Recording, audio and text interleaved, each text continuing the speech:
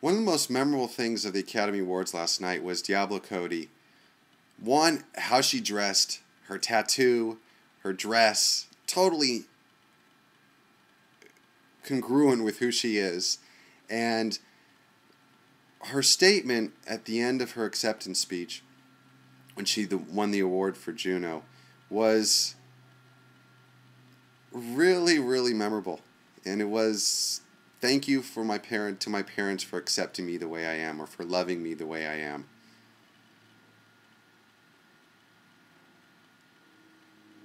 Man, what a gift to give a child, to love them the way they are. In fact, what a gift to give anyone, to love them the way they are.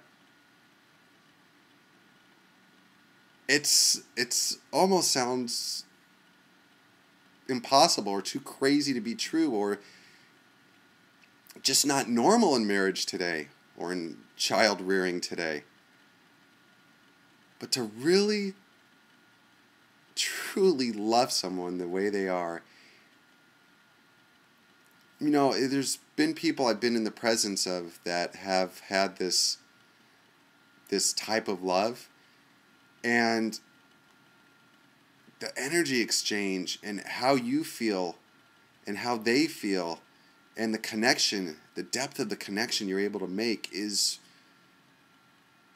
profound. There's a huge Grand Canyon gulf between how most people, we usually go about our relationships of wanting to mold and shape and control and influence a person, to this unconditional love. And I know, it's a popular phrase, unconditional love, but very rarely practiced.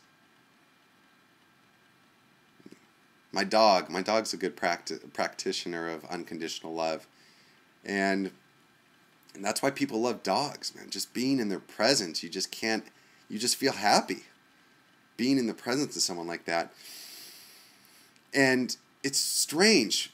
We want to control and influence and change people because we think that will make us happier. But in the end, it really makes us unhappy. And it's a very subtle thing that's happening there, but the slow,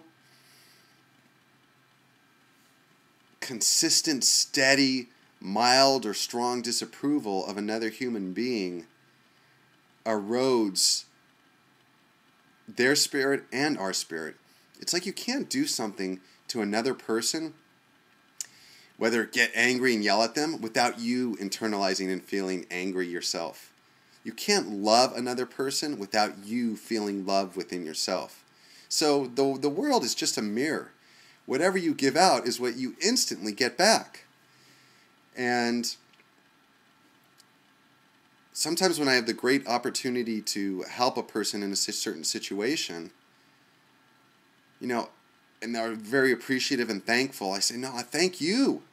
Because I appreciate, this opportunity to feel love. And it's a universal spiritual law that when you're giving, loving, and kind to other people, man, you're going to feel the same way. And sure, there are people that are going to take advantage, and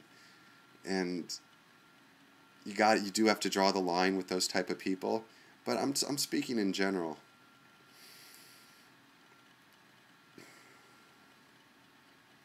And so, Diablo Cody won the courage to be different.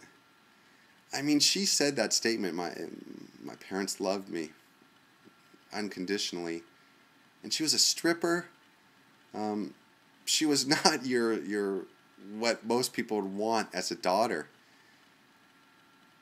And yet they still loved her. And I think that, man, just what a tremendous gift to give a child. That is just amazing.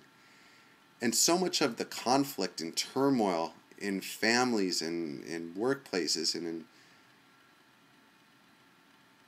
is our non-acceptance of people. man, we're all flawed.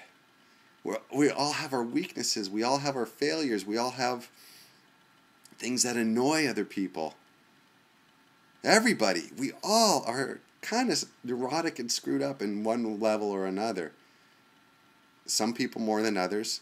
But that's what makes life interesting.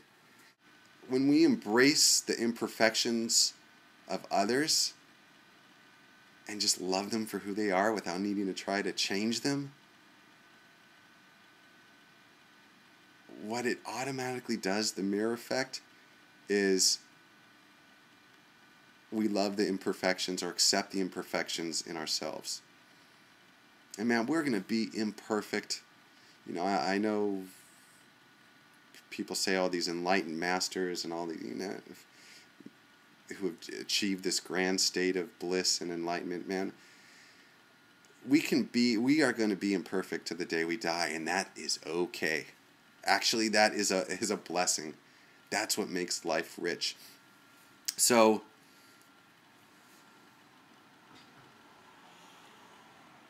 just practicing acceptance, unconditional love, and, you know, start small and see how it transforms your life.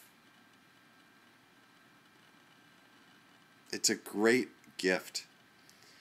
And yes, children need to, you know, to be disciplined and need to have some guidance and boundaries.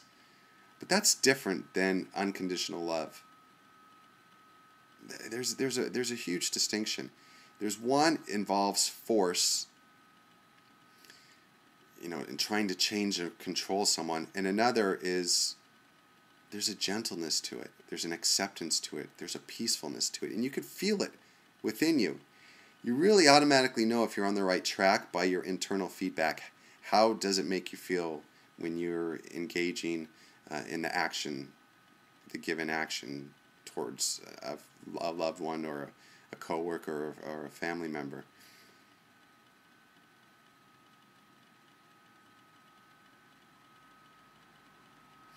And once we start practicing unconditional love, it's interesting because people just being in the presence of that energy, that in itself changes people. And what it allows us to do is to bring out the jewels, like in children, to bring out the jewels and gifts and gems that lie dormant within them. And instead of trying to mold them or condition them or have them behave in a certain way, we can kind of like mining for diamonds, and we can just bring out the best of what's already within them. It's a complete 180 from how normal relationships transpire. Thanks for listening. Bye-bye.